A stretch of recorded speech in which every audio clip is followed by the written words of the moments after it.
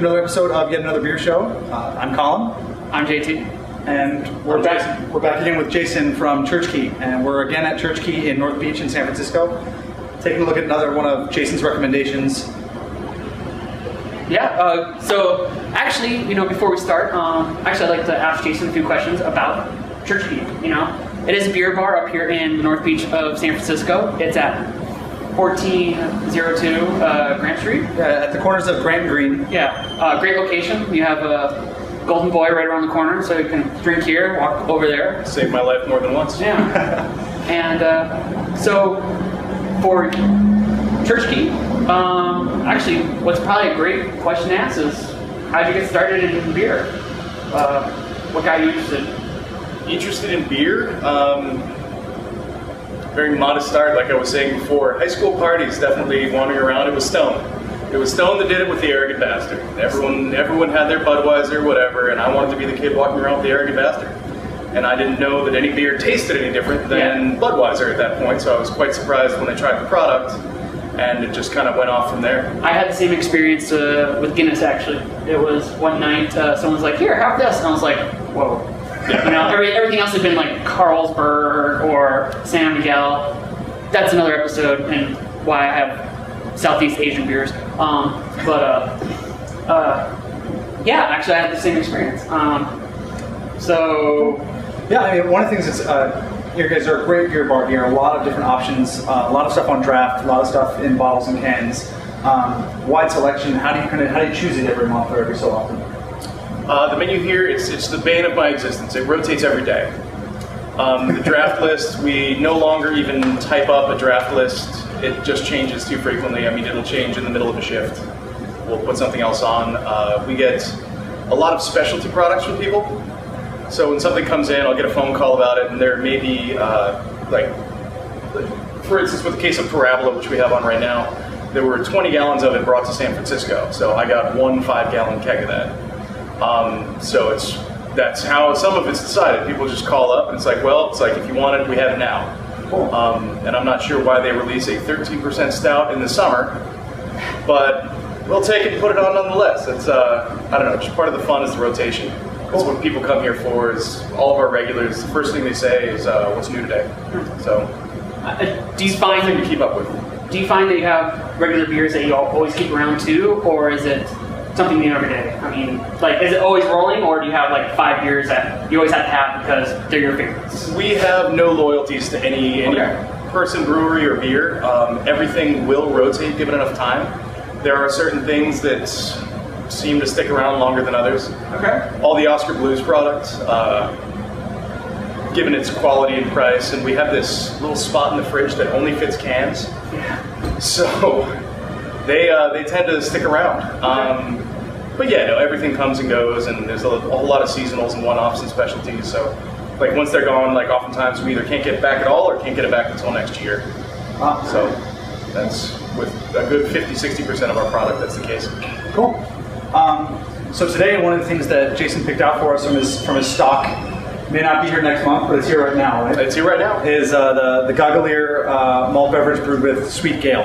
So, what do you know about it? Not a whole lot. It's very new to our list. It was just imported by Waterloo Beverages. Actually, a good friend of mine just brought that in. Actually, I have to ask, do any of us know what gale is? Or Gale is an adjunct ingredient that was used in beer before hops were a primary ingredient in what is now known as beer. Okay. Back then, beer before hops were used is referred to as gruit now. So it's basically a gruit with the addition of hops, or a beer with the addition of the adjunct sweet gale.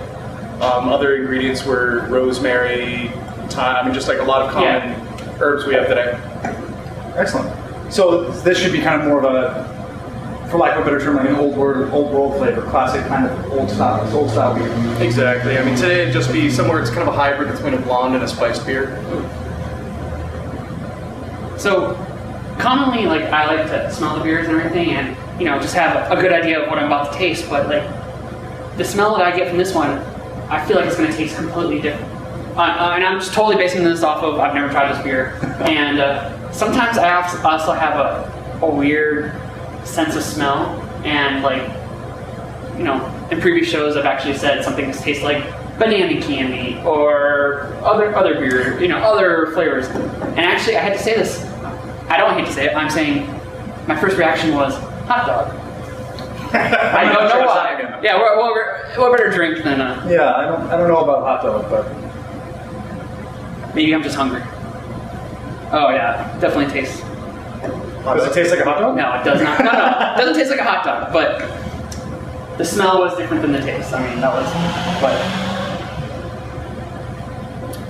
This beer in particular, like how fine and scrubbing the carbonation is. Yeah, exactly. For the 7.5%, it just wipes it off your tongue and almost finishes dry. Yeah.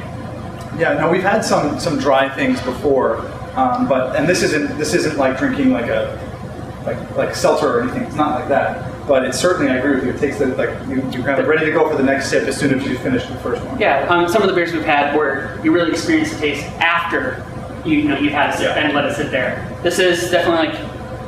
You just keep sipping, you know. It all explodes middle of the palate, and just as it finishes, I mean, not that dry, suck the enamel off your teeth dry, but it's just dry enough to draw you in for another sip. It's great for the weather. Excellent, yeah. By the way, it is actually a beautiful day here in San Francisco. It's probably in the high 70s, so this is why we're drinking summer beers. Usually summer in San Francisco is a little rainy, a little cloudy, so we're living it up. You know? Yeah. I love it. I think it's a great flavor. I think it's excellent, and it feels like a beer in a way that is maybe has a higher alcohol content than it does. So you're getting kind of some of the big flavors, but you're not getting yourself drunk too fast. You can have a few of these. You know, I agree. It has a bigger flavor, but I don't feel like it has the aspect of like higher alcohol content beers. You know, it still feels like a lighter beer to me. The sweet taste with it does like it.